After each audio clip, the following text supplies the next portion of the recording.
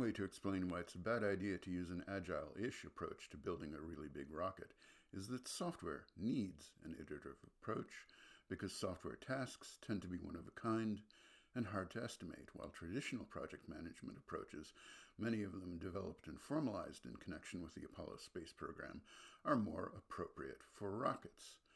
Another way to look at it is if you find that your software system has a design problem that prevents it from having adequate performance, you can change it. It's called refactoring. Refactoring a software system might be challenging, but it's nothing compared to refactoring a rocket. That's why most projects to build rockets explicitly try to nail down all of the design parameters before they start making hardware. That hardware includes both the rocket itself and the launch facilities for the rocket. Software project management first borrowed the tools of traditional project management.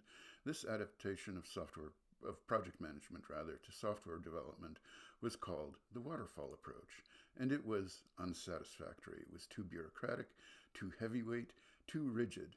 Now most software projects run the agile way because you don't need the comprehensively documented designs and specifications of the waterfall approach to software project management in most projects.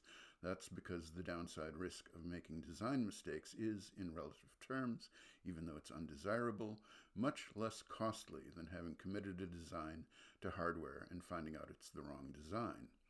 Iterating toward a goal in software is almost always more efficient than creating a comprehensive set of requirement specifications and design specifications.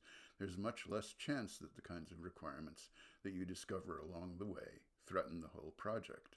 On the other hand, the opportunity to incorporate learnings and to adapt to changing requirements is valuable.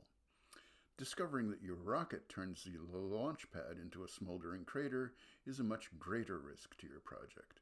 What if you built your launch pad on swampland? Now you can't dig a trench under it. You have to design the world's biggest douche nozzle for it.